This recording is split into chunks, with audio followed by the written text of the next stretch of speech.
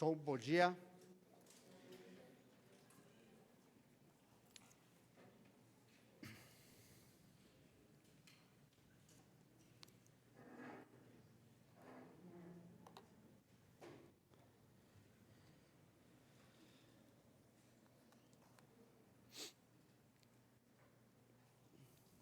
Vamos ter a ceia do Senhor. E peço que você, durante a mensagem, vá refletindo na relação daquilo que você vai ouvir com a ceia, relacionando sua vida, usando aquele princípio que nós aprendemos na própria ceia, em 1 Coríntios 11, sobre um autoexame, uma avaliação honesta, bíblica, não para condenação daqueles que conhecem o Senhor, mas para correção das nossas vidas, de modo que a gente, quando estiver participando desse momento especial com Ele, tenha o sentido que Ele preparou para a nossa vida, né? De poder ter comunhão verdadeira com Ele, e nós vamos pensar um pouco nisso, que tem a ver com a comunhão, com o relacionamento verdadeiro ou bíblico com os outros, ok? Vamos orar antes disso. Senhor, queremos te agradecer pelas verdades do que a gente cantou aqui, agora, sermos relembrados de que somente Tu és Deus, és Senhor, és Salvador, transformador das nossas vidas, doador de si mesmo e da sua palavra, que a gente, ao conhecer a Ti, temos um conhecimento correto de quem nós somos, do porquê estamos nesse mundo, da esperança que temos na eternidade, e tudo que o Senhor está fazendo na nossa vida é um preparo para vivermos de maneira adequada contigo para sempre. Traz as nossas mentes para aquilo que o Senhor quer nos ensinar hoje, trabalhe em nosso coração, que a gente rejeite a tentação de pensarmos em qualquer outra coisa, de ficarmos ansiosos com pensamentos, com coisas que a gente não vai resolver nesse momento, mas que a gente esteja dedicando realmente a nossa vida como adoração, como um culto ao Senhor, que o fato de estarmos fisicamente presentes aqui tenha uma correspondência verdadeira em querermos estar aqui, e queremos estar aqui para o Senhor. Ministra nosso coração por meio da Tua palavra, que é a verdade, que é aquilo que nós precisamos para viver e para nos tornarmos aquilo que o Senhor planejou para nós, que é sermos como o Teu Filho Jesus, Filho que agrada sempre e perfeitamente a Ti. Que nós te pedimos em nome dEle, amém. Na última mensagem, semana passada, lá em Romanos, nós vimos que o verdadeiro ministério expressa nossa verdadeira adoração. E para que isso aconteça, nós vimos pelo menos 3 motivações são necessárias, baseado ali em Romanos. Bom, já está aí, né? Nós vimos que é necessário um conceito verdadeiro sobre Deus, que o ministério verdadeiro é uma resposta do salvo à verdade sobre quem Deus é, baseado nesse trecho, né? Romanos 11, 33 a 36, Paulo ali compõe esse hino como resumo verdadeiro da compreensão que ele teve do plano salvador por meio do Evangelho. Ó profundidade da riqueza, tanto da sabedoria como do conhecimento de Deus, quão insondáveis são os teus juízos, e quão inescrutáveis os seus caminhos. Quem, pois, conheceu a mente do Senhor, ou quem foi o seu conselheiro, ou quem primeiro deu a ele para que lhe venha a ser restituído? Porque dele, por meio dele, para ele são todas as coisas. A ele, pois, a glória eternamente. Amém. Nós vimos também outra motivação, que é a gratidão a Deus. Que o verdadeiro ministério é a resposta grata do salvo ao que Deus fez por ele. Por isso Paulo continua na sua carta dizendo: rogo-vos, pois, diante de tudo que Deus fez, nos salvou, irmãos, pelas misericórdias de Deus, que apresenteis o vosso corpo por sacrifício vivo, santo e agradável a Deus, que é o vosso culto racional. Nós falamos várias coisas dentro desse ponto, e também vimos que outra motivação é a transformação de vida. O verdadeiro ministério é a resposta esperançosa do salvo ao que Deus está fazendo nele.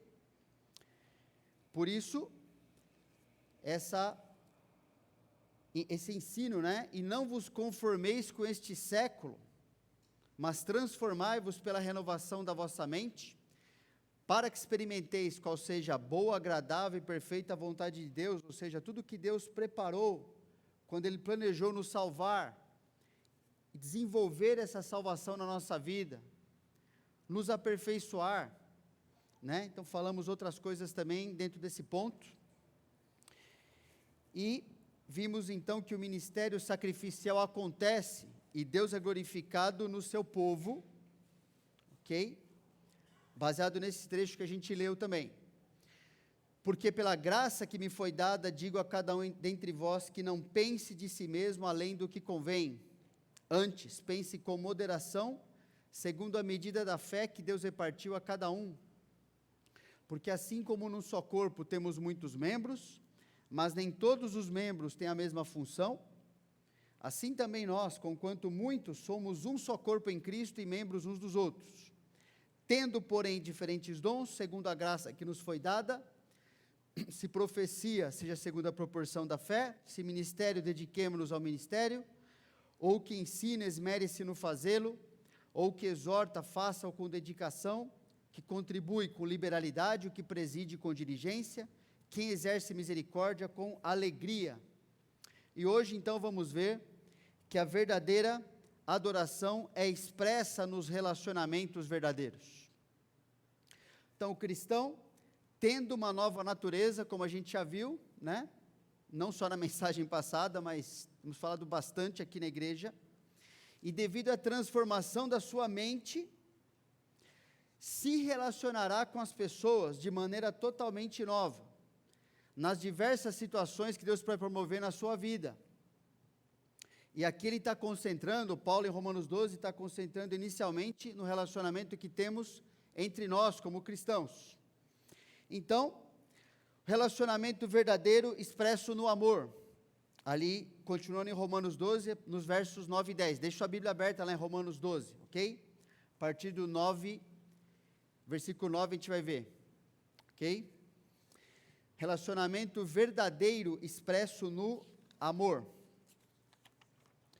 Romanos 12, 9 e 10 diz: o amor então seja sem hipocrisia, detestai o mal, apegando-vos ao bem, amai-vos cordialmente uns aos outros com amor fraternal, preferindo-vos em honra uns aos outros. Então já de cara a gente percebe que não se trata daquilo que nós pensamos ou ouvimos na nossa vida, sobre as diversas ideias que o mundo ou nós mesmos podemos ter acerca do amor. Mas Paulo está falando aqui do que Deus define como amor. E Ele mesmo é amor. Então a definição reside no próprio Deus, Ele que nos ensina a partir do seu próprio caráter, dos seus atributos, da maneira como Ele nos fez, a sua imagem e semelhança. Então só Deus tem o direito de nos ensinar de verdade o que é e como viver pelo seu próprio exemplo, e até os não cristãos, muitos, quando são honestos, reconhecem que não houve ninguém aqui nesse mundo que passou por aqui, que representa, que viveu também o amor, exceto o Senhor Jesus Cristo. Imagina nós que conhecemos a Ele, não é? Então a gente só pode entender e viver o amor definido por Deus, enquanto nossa mente estiver sendo renovada pela verdade da palavra de Deus. Senão a gente vai criar outras formas, que não é exatamente o que Deus falou que é o amor. Então ele fala aqui, né? O amor não hipócrita. Já vimos várias mensagens sobre essa questão de hipocrisia um tempo atrás, e nem vimos todas as coisas, né? A gente viu uma parte, mas ele fala de um amor não hipócrita, ou um amor não fingido, e a palavra aqui tem uma ideia de ser um amor franco. Por quê? Porque apesar de sermos novas criaturas, apesar de termos uma mente que está sendo renovada pela palavra, nós ainda não somos perfeitos. O amor franco significa que precisamos de pessoas que vão nos mostrar, que vão ter sinceridade, que é outro termo colocado nessa palavra aqui, o termo dentro desse termo, com sinceridade vão nos mostrar como crescermos. Sinceridade não é ser rinoceronte na loja de cristal, certo? Entrar de qualquer jeito na vida dos outros. Mas é você mostrar o que de verdade precisa ser dito ali, o que precisa ser mudado. Por quê? Porque você de verdade ama essa pessoa. Não amar alguém é olhar uma situação ruim, que pode trazer ainda mais prejuízo para a vida de uma pessoa, e você não se envolver. Isso é falta de amor. Mas o amor verdadeiro, ele é franco. Ele vai falar o que a pessoa precisa saber, e vai caminhar com ela ali, para que ela possa, não só saber o que fazer, mas como que eu posso ajudar essa pessoa, então, a mudar naquilo que Deus quer para a vida dela. Não é? Então, amor não hipócrita é isso. Também ele fala o amor verdadeiro, né? Que odeia o mal. Não existe amor àquilo que Deus detesta. Deus está definindo aqui para nós que o amor verdadeiro odeia o que Deus odeia e se dedica ao que Deus aprova. Isso é o conceito correto de amor também. Faz parte do conceito correto. Não é, e na nossa sociedade, nosso tempo, o amor está sendo tentado, a tentativa de redefinir, né? Que as pessoas podem viver de maneira reprovada por Deus, e isso ainda ser considerado amor, e ainda os cristãos terem que bater o seu carimbo ali, né? Como se amor fosse definido pelo sentimento, pelo comportamento do pecador, mas não é. Amor é o que Deus falou, né? Todos os seus mandamentos, tanto no Antigo quanto no Novo Testamento, Deus mostra que amor é fazer o que Cristo fez pelas pessoas, é mostrar o que é certo, mostrar o que é errado, é se sacrificar para fazer com que pessoas possam viver do jeito que Deus falou que elas devem viver.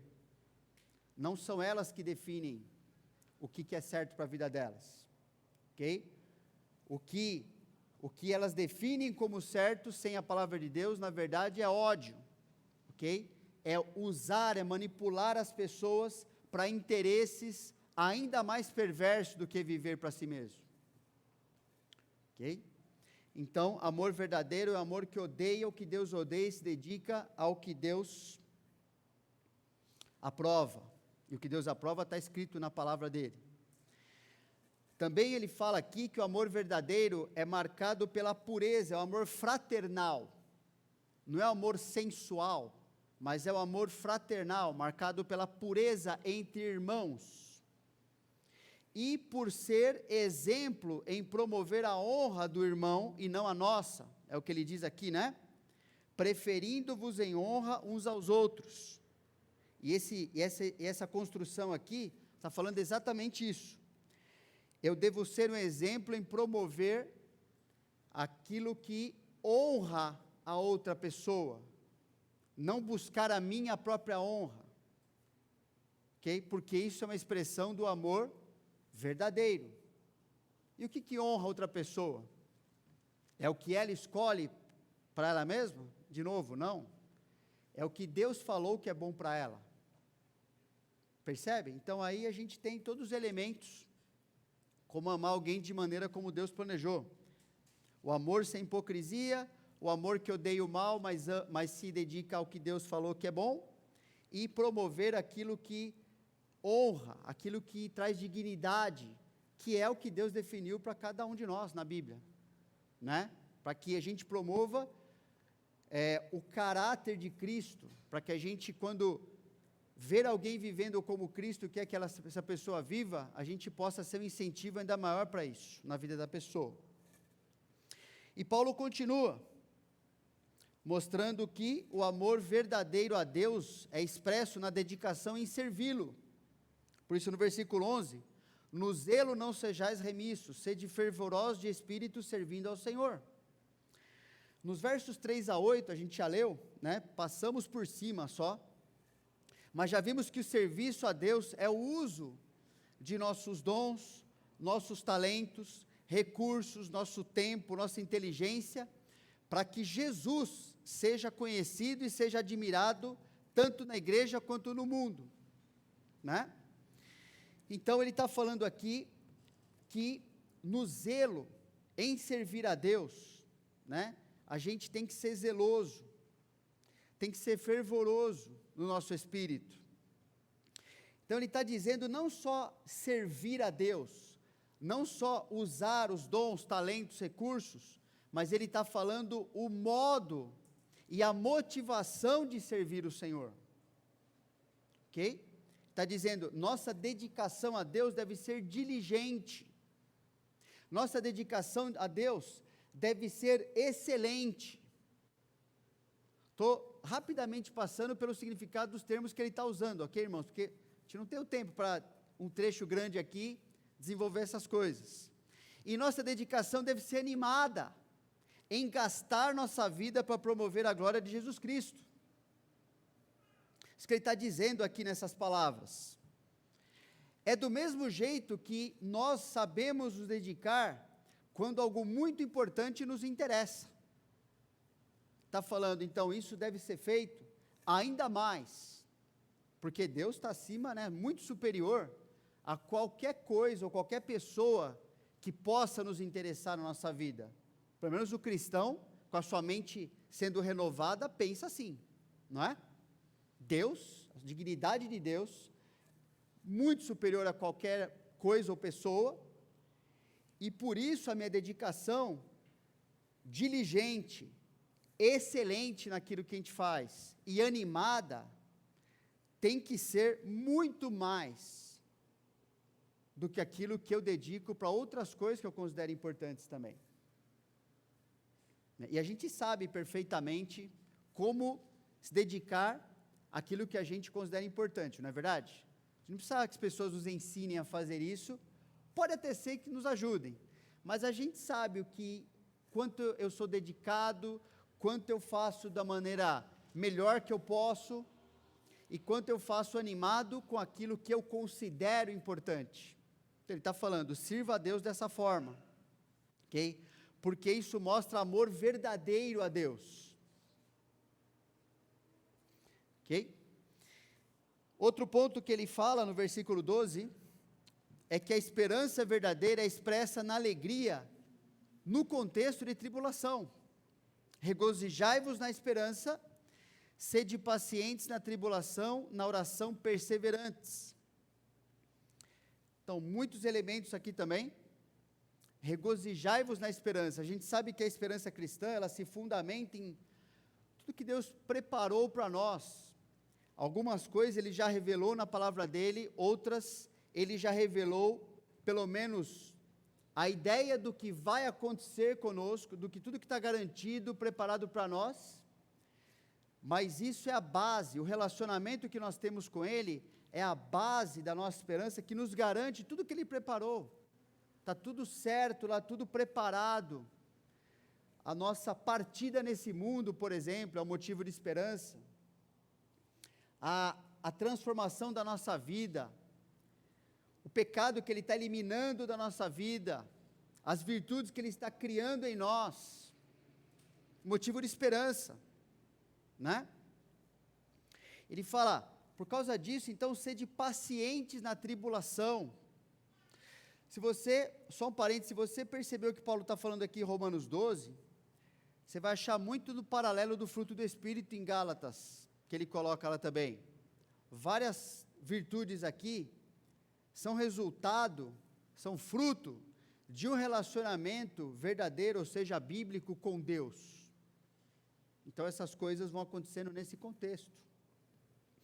Pacientes na tribulação, por quê? Porque viver dessa forma nesse mundo, a gente já sabe, né?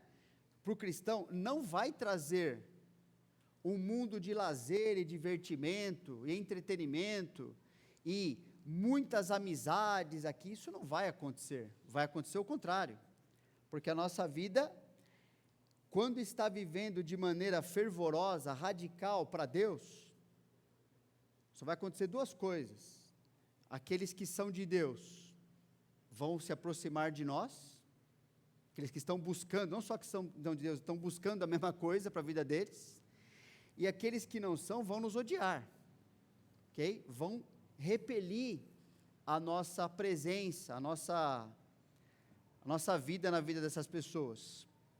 Então a gente tem que ser paciente, né? Deus preparou que seja dessa forma, por isso ele colocou também, paciência tem a ver com oração perseverante, buscar a Deus, colocar a cabeça na palavra dEle, né? Para que eu entenda o que está acontecendo, não baseado nos sentimentos que eu estou percebendo naquele momento, mas interpretar tudo isso baseado na palavra dEle, no que Ele falou que está acontecendo, por que está acontecendo, que propósito que atinge com aquilo ali, para que eu continue perseverando. Então, buscar a Deus e receber dEle as orientações que eu preciso para enfrentar e continuar vivendo como cristão nesse mundo sem ceder um milímetro, porque Deus preparou nossa vida para isso aqui. E nesse contexto de dificuldades, então, né, meu lar, né, os meus recursos, meu lar tem que servir de abrigo. Hospitalidade tem a ver não com aquilo que a gente tem, principalmente, mas com o que eu faço com tudo isso, ok? Então, compartilhar as necessidades dos santos, praticar a hospitalidade, está escrevendo justamente nesse contexto aqui, né? A gente já viu até na história, a gente vê a história de cristãos que num contexto de extrema necessidade e dificuldade, usaram suas vidas, ali muitas vezes expressa pelos seus lares, para trazer pessoas que estavam, por exemplo, entre a vida e a morte. Se não fosse abrigar, não fosse trazer essas pessoas para perto, elas não teriam muitas vezes sobrevivido. Então, compartilhai a necessidade de alguém, na mente de um cristão, que está sendo renovado pela palavra, a necessidade de alguém, ela é sua também, por isso é compartilhar, né? Essa pessoa está precisando de alguma coisa, então eu estou precisando ajudá-la agora, isso para Deus, na mente de Deus, é algo meio automático, né? A gente tem dificuldade com isso, porque a gente é egoísta, mas como Deus não é, né? Como Deus não fica fazendo muita conta, na verdade, para se envolver conosco, ainda bem, né, irmãos? Senão a gente não estaria aqui. Então, Deus, vendo a nossa necessidade, compartilhou a solução, que foi Ele mesmo. E, porque Ele vive em nós, nós fazemos a mesma coisa, praticando a hospitalidade, trazendo pessoas para ter alívio, para ter abrigo junto de nós. Aquilo que nós temos recebido de Deus, não é principalmente para focar na minha vida, também serve para isso, mas é para poder abençoar outras pessoas, é o que Deus está colocando. Também no contexto de dificuldades, minhas palavras devem mostrar Jesus aos outros, por isso que ele fala, né, abençoai os que vos perseguem, abençoai e não amaldiçoeis, porque é fácil amaldiçoar, né, é fácil querer que Deus resolva do meu jeito, né, e eu, quantas vezes sou tentado, até caio nisso, né, de falar coisas que Deus fala, não, tem que falar diferente, né, você não está aqui, pode deixar que eu cuido de você na tribulação, mostre Cristo, inclusive para quem está causando aquilo, Interessante, já falamos sobre isso também, lá em Atos 26, percebe? Foi o que o nosso irmão Paulo fez, quando estava diante do tribunal ali, pelo menos o último que foi registrado, para nós no livro de Atos,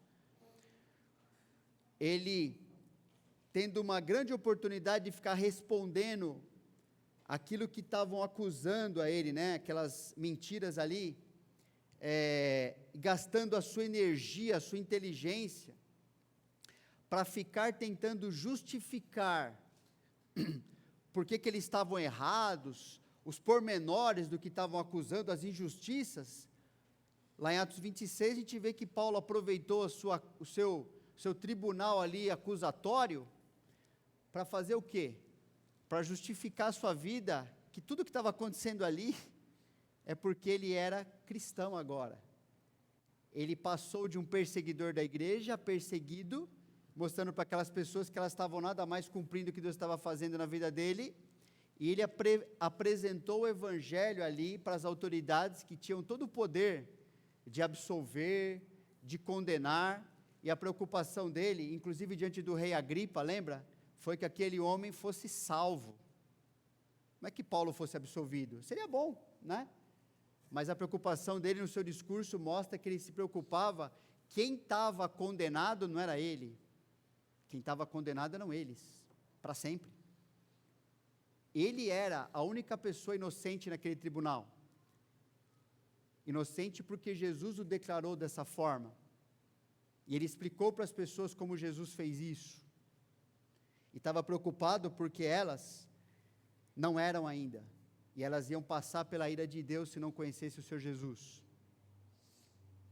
Então ele está falando aqui, né, abençoai os que vos perseguem, abençoai e não amaldiçoeis. E Deus cuidou de Paulo naquele contexto, e até o fim da sua vida, ele dá seu testemunho como Deus o cuidou dele, até o final das suas cartas, lá em 2 Timóteo, fala, eu fui liberto de tudo que eu precisava ser, e agora vou enfrentar o que Deus preparou, e está tudo certo, nada aconteceu que não fosse por causa do amor de Deus por mim. Também ele escreve aqui, Romanos, né, no verso 14, abençoai os que vos perseguem, falei isso aqui agora, no verso 15, alegrai-vos com os que se alegram, chorais com os que choram. Então, no contexto de dificuldades, minhas atitudes devem mostrar compaixão aos que sofrem. Então, pessoas vão sofrer, e muitas vezes eu não estou sofrendo como elas, talvez de maneira diferente, mas elas estão precisando de mais ajuda naquele momento, né? Ajuda que em outro momento também vou precisar. E ele está falando aqui que eu devo me compadecer, que eu devo ser capaz de, em Cristo, me alegrar com os que se alegram, seja por uma libertação da tribulação, seja por algo que elas estão aprendendo com Cristo, seja por uma boa reação que elas tiveram, seja por algo que Deus fez na vida delas, mas também chorar com os que choram, né? Me compadecer, foi isso que Jesus fez, né? As ações de Jesus, as ações daqueles que seguiram a Jesus na história da igreja, elas foram motivadas por enxergar o que as pessoas estavam passando do ponto de vista de Deus. As enxergaram porque elas estavam vivendo o relacionamento verdadeiro com o Senhor. Então elas olhavam para a situação e não ficavam interpretando conforme o seu coraçãozinho pecador. Elas ficavam interpretando aquilo conforme o que Deus vê, o que Ele quer realizar na vida dessa pessoa. Como é que eu posso me envolver para promover isso aí? Como é que eu posso me aproximar dessa pessoa e ajudá-la a entender o que Deus quer que ela entenda, para que passando por essa tribulação, ela saia muito melhor do que quando ela entrou. Isso é compaixão, sem envolvimento. Ele continua no versículo 16, né? Mostrando que, está projetado ali? Isso mesmo, a humildade, né? A humildade verdadeira também é expressa em se submeter aos outros. Ele fala no 16, tende o mesmo sentimento uns para com os outros, Em lugar de serdes orgulhosos, condescendei com o que é humilde. Não sejais sábios aos vossos próprios olhos. Irmãos, aos nossos olhos, quem são as pessoas mais importantes? Nós, não é? Somos mais importantes do que os outros. Aos olhos de Deus, nós somos o que em relação aos outros? Como cristãos, iguais. E precisamos dos outros, uns dos outros. Né? Não há ninguém aqui que não precise da outra pessoa que Deus colocou aqui na sua vida também. E nós expressamos o que de fato pensamos sobre nós mesmos e sobre os outros, porque ele está colocando aqui, condescendei com o que é humilde, não se já sabe aos próprios olhos. Nós expressamos o que de verdade nós pensamos sobre nós, e o que nós pensamos sobre os outros. E lembra que no versículo 3, ele já exortou assim, ó, não pense de si mesmo além do que convém, além do que é real. Deus define como a gente deve pensar aqui das pessoas também. A gente expressa o que de fato a gente pensa, de fato a gente considera os outros ou nós mesmos, por meio de quem nós escolhemos nos relacionar. De quem, ele fala, nos escolhemos nos submeter. Por isso, condescender com o que é humilde tem a ver com submeter as pessoas. Quem eu escolho, com quem eu escolho me relacionar? Isso mostra o que eu penso de mim mesmo e o que eu penso do outro. Paulo está escrevendo isso aqui num contexto da igreja, do serviço dos dons, de como funciona a vida normal do crente, que só funciona, só foi planejado por Deus para funcionar uns aos outros. Então, da onde surge a ideia que eu tenho autonomia para decidir com quem me relaciono dentro da igreja? Que motivo que me faz fazer isso? Para que eu me relaciono? De onde que a gente tira esse tipo de ideia? Não é da palavra de Deus, porque ele está definindo para nós algo bem diferente. Isso é retirado de interesses ruins, de egoísmo, né? De motivações que tem a ver com a nossa velha natureza, de não ter uma percepção clara, ou seja, bíblica, de quem eu sou, de quem é o outro na minha vida. Como se buscar e conseguir certos interesses meus, eu até consigo, né? Você até consegue, mas fosse me dar o que realmente eu preciso na minha vida, que Deus planejou, não vão fazer isso. Então a gente às vezes vai buscar pessoas, eu quero ficar com essa pessoa porque ela se parece comigo. Que pena. Eu preciso buscar pessoas que são bem diferentes de mim, porque Deus preparou o corpo para justamente suprir a minha necessidade de crescimento na vida de quem já está bem naquilo ali, por exemplo, ou naquela pessoa que está mostrando assim, é assim que eu estou crescendo. Condescendei com quem é humilde, com quem não vai ficar dando o que você define para você mesmo, busca alguém que não vai ficar vivendo baseado na sua sabedoria dos seus próprios olhos, da sua visão pessoal da vida, viver de acordo com os seus interesses. Busca alguém que quer o interesse do Senhor. Busca alguém que está dedicando sua vida não para aparecer, mas para que o Senhor seja admirado. Se submeta a pessoas que aos seus olhos, hoje pelo menos, não tem grande valor, mas você está errado, eu também, quando eu penso assim. Se submeta a pessoas que Deus falou que ela tem valor, pelo que Deus define na Bíblia. não pela minha visão míope das coisas, não para suprir o que eu acho que é melhor para mim. E ele fala do motivo dessas escolhas também, né? Se deixar levar para sermos mais humildes e não mais orgulhosos. Porque, pessoal, não sei se você é assim também, né? Mas quando eu consigo, geralmente, tudo que eu vou querendo, as coisas vão ficando de acordo com o que a minha imaginação prefere, isso não me leva a ser mais humilde, me leva a ser mais soberbo, leva a ser mais orgulhoso. Eu começo a achar, né, que as coisas estão dando certo. Lembra da teologia do burrinho de Jesus?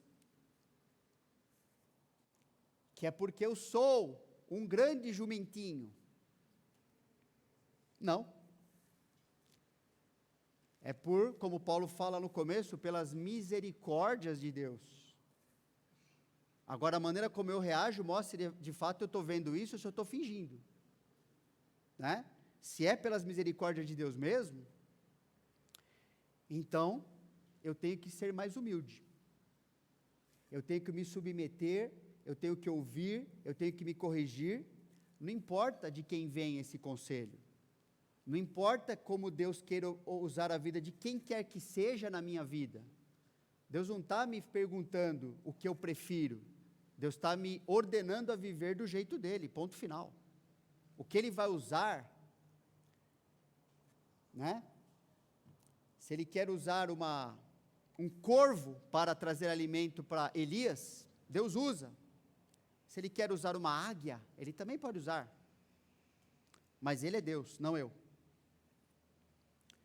Então, cuidado com ficar escolhendo, achando que você sabe o que precisa nos seus relacionamentos. Isso vem de um coração orgulhoso, isso vem de uma percepção antibíblica do que Deus quer para a sua vida. E Paulo também fala aqui, a gente vai só mencionar, né? Que o amor verdadeiro é expresso na dedicação em promover a paz em meio aos conflitos. Não torneis a ninguém mal por mal. Esforçai-vos por fazer o bem perante todos os homens, se possível, quanto depender de vós, tende paz com todos os homens. Não vos vingueis a vós mesmos, amados, mas dai lugar à ira, porque está escrito: a mim me pertence a vingança, eu é que retribuirei, diz o Senhor. Pelo contrário, se o teu inimigo tiver fome, dá-lhe de comer, se tiver sede, dá-lhe de beber, porque fazendo isto, amontoarás brasas vivas sobre a sua cabeça. Não te deixes vencer do mal, mas vence o mal com o bem. Por causa do tempo aqui, a gente vai correr essas coisas, tá bom? Mas Deus, por que será que Deus colocou isso aqui no contexto da igreja local, né? Deus animando ali os romanos agora a viverem a vida cristã que eles receberam. Porque, afinal de contas, os cristãos não têm conflito entre si. Não é verdade? Os cristãos servindo nos ministérios, vivendo uns com os outros, Deus planejou que a vida não tivesse nem conflito. É isso? Claro que não. Pecadores vivendo juntos, e quanto mais juntos, mais pecado sai também, mas maior oportunidade de resolvermos, crescermos nessas coisas. Por isso está nesse contexto aqui, né? Nossos relacionamentos trarão conflitos, porque como pecadores, o que a gente faz contra os outros? A gente peca. E o que os outros fazem contra nós? Pecam também. E a gente faz o que com tudo isso? Então, Deus nos instrui aqui, né? Conflitos são resolvidos quando decido não me afastar dos outros, mas aproveitar o conflito para resolvê-lo. Percebe o versículo 17? Não torneis a ninguém mal por mal, esforçai-vos, não abandonai-vos, mas é um trabalho aqui necessário para resolver alguma coisa. Okay? Essa é uma ideia que está dentro desse versículo. Então, eu tenho que decidir não me afastar, mas aproveitar, trabalhar para resolver o conflito. Conflito, agora sim, né? Não tinha projetado. Versículo 18 mostra que conflitos são resolvidos quando decido fazer a minha parte para resolver, quanto depender de você. Conflito muitas vezes depende dos dois lados, né? Mas do que depender de mim, então eu devo ficar esperando o outro vir. É assim? Não. Eu tomo a iniciativa, eu vou resolver aquilo ali, no que depender de mim. É garantida que vai ser resolvido o conflito? Não, mas Deus não está me cobrando de solução do conflito total, Deus está falando o que eu devo, a minha parte que eu devo fazer. Conflitos são resolvidos quando decido não me vingar. Percebe, ele coloca a palavra amados no meio aqui. Será que é por acaso? Eu decido não me vingar porque eu confio que Deus tem esse papel, ele explica no verso 19, mas porque eu sou amado de Deus. O que pode acontecer quando alguém faz uma coisa contra um amado do Senhor? O que essa pessoa que fez alguma coisa contra o amado do Senhor vai conseguir obter na vida do amado do Senhor? É só ler o capítulo 8 de Romanos, né? Termina ali, o que pode, se todo o império do mundo inteiro vier contra um cristão sozinho, como já aconteceu na história, lá com Daniel, por exemplo, o que aconteceu? Né? Então, eu não preciso assumir um papel que não me pertence, pertence ao Senhor, porque eu sou amado dEle, ok? Não significa, irmãos, não resolver as coisas, não confrontar o pecado, a pessoa, a situação, mostrar o que de fato aconteceu, ok? Mas significa que eu não vou tomar para mim mesmo o que Deus quer fazer com aquela situação lá. Eu não vou usar de vingança, eu não vou falar, bom, já aconteceu isso, a minha única opção é essa, não, eu vou aprender como é que Deus quer que eu lide com essa situação agora, que pode até incluir um monte de confrontação em relação à pessoa que fez algo contra você, mas não vai incluir vingança, isso com certeza nunca vai ter, porque esse é o papel de Deus. Também Deus ensina que conflitos são resolvidos quando decido fazer o que Deus ordena, ao invés de confiar em meus sentimentos, né? Dá em lugar a sua ira. Não é porque você está fervendo que você tem que agir dessa forma, né? Não é porque você está sentindo isso, que a única opção que está na tua cabeça agora é o que você vai fazer. Só aprender o que Deus quer que eu faça nessa situação, e tem muita instrução bíblica em relação a isso. Também no verso 20 ele diz que conflitos são resolvidos quando decido abençoar outra pessoa em suas necessidades, né? Surpreender o meu opositor, não com algo que ele merece, mas com algo que ele precisa. E ele fala que os conflitos são resolvidos quando decido perseverar em fazer tudo isso que Deus quer, até que o conflito seja resolvido, pelo menos da minha parte, até onde eu posso ir, ok? Vencer o mal só é possível quando eu venço com o bem, não tem outro jeito. Então, a prática de todos esses princípios em nossos relacionamentos estão colocados aqui para nós porque eles glorificam a Deus e expressam nossa verdadeira comunhão com Ele e com os irmãos, sendo reafirmada por meio do quê? Da ceia do Senhor. Nesse contexto de conflitos lá em Corinto, é que Deus instruiu que isso tinha que ser resolvido e viver dessa forma, porque assim eles expressavam que eles tinham a compreensão e de fato tinham comunhão verdadeira com o Senhor por meio da comunhão uns com os outros. Então reflita, como eu falei no começo da mensagem, reflita em como você tem se relacionado com seus irmãos e irmãs aqui na igreja. Você precisa pensar nisso. Você precisa também confessar a Deus aquilo que estiver em desacordo com o que Ele ensinou para você hoje, ou relembrou pelo menos. Precisa confessar, precisa reconhecer, falar realmente essa maneira não está certa. O que eu estou fazendo em relação àquela pessoa, ou aquela situação, preciso corrigir a minha vida. Deus falou que é assim e assim é verdade.